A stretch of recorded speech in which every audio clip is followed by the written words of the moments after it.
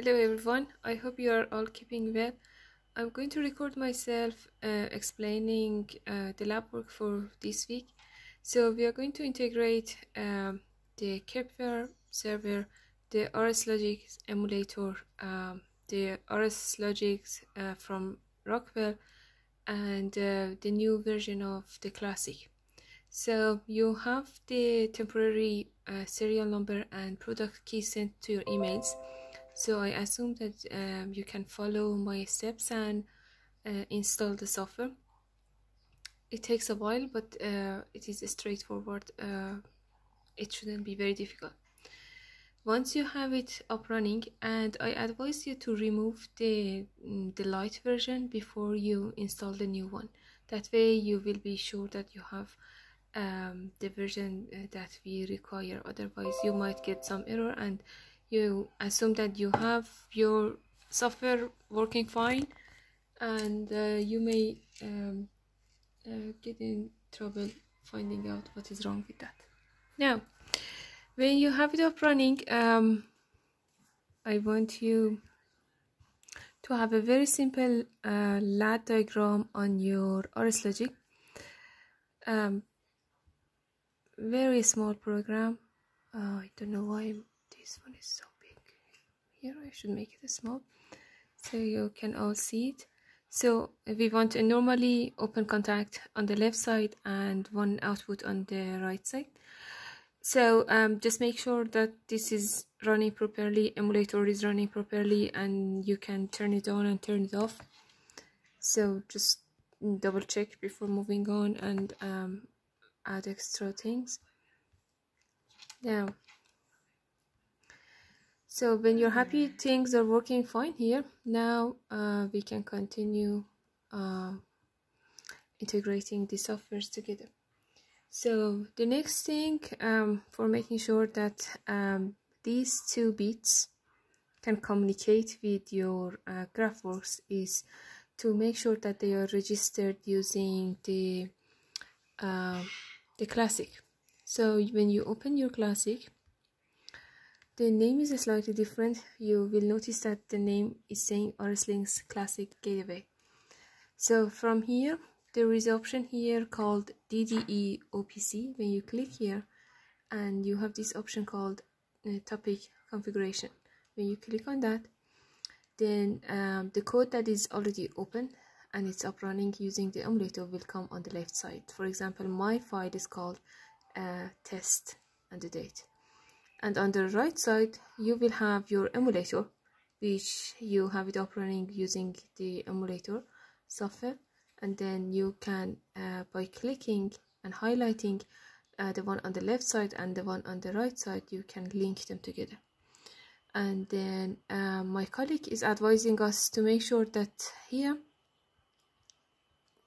well, I have done it before, it's not activated, but normally on the second tab here, you should be able to select saying that you want to use symbols. Mine is inactivated because I think I have done it before, but for you it should be open to click. Now when you have it done, you can click on done, and the file can be linked to the machine this way. After this step, you need to go to Kepware and create new channel. So for the new channel, I will put the link that my colleague is explaining how to create it. The important thing for channel is you need to pick OPCDA client on the first side, the first page, that when you are setting it up. And then from the server, also you need to make sure that from the local machine you are selecting RSLinx OPC server. Those are two important things. The rest should be very similar to what we have done before. Then you can add a device, and for the device it is important to have the part for importing items. That part is a little bit tricky, and I try to explain it in the class when we're together, if you couldn't do it based on my colleague's video. But I assume many of you can figure out how to do it yourself. Once you have that done, your file will appear here. For me, the name is that. For you, I assume you can use your own name just to have it identifiable. Then when you open that, you will have the online folder for data file, and then the tags that you picked up from the items that you can import. It's completely up to you. If in future, when we have more complicated and bigger programs, we will have like bigger number of bits here. Now when we have here the tag appears here, and then we will be able to actually open the quick client here and look at the value of the bit. When you are opening the quick client, be careful that you are selecting your file, and the file comes as a part of a name of the device and the channel. Just make sure that you're selecting the correct one on the left side. And then in this case we have only 2 bits, so we are going to have only 2 of them. If you notice here, the address of the bit comes at the end of the name of these items, and then the value is here. So these values are going to be directly controlled by the LAD from sorry for my voice, the LAD from RSLogix English, and also if we link these tags from Graphworx, we will be able to control them. I close that. I didn't change anything, so we can go to Graphworx now. So in Graphworx, what I have done is I created a circle and a button.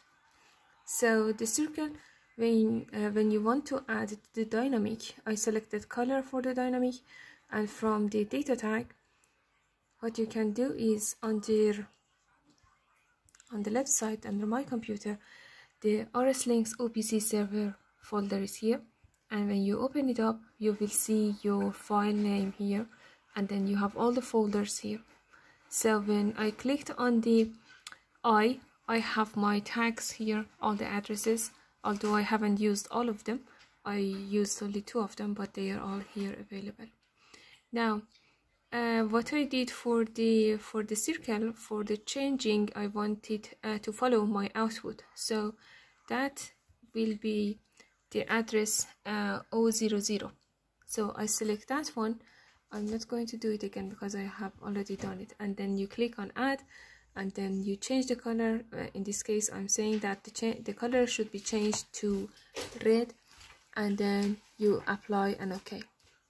Now another step that I want you to do is to bring a push button, and that can be done using this button here at the bottom of page.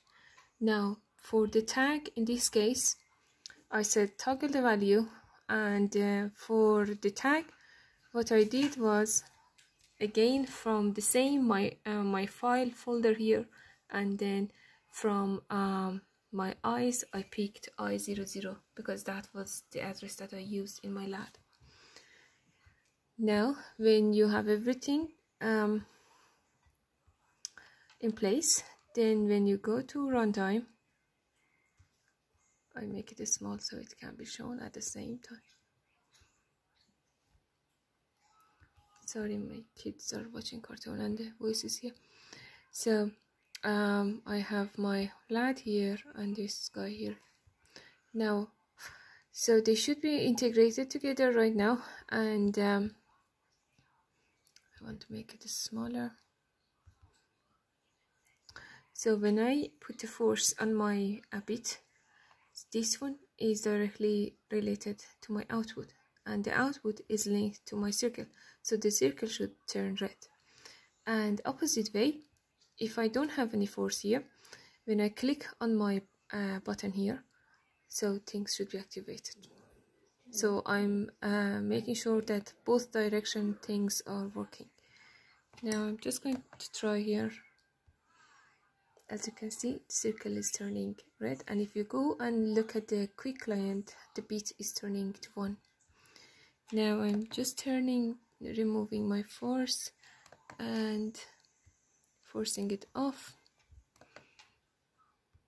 Now if I want to have that work from the other way, I'm going to press here, and as you can see, the contact is activated, and so the output. That is the task for this week.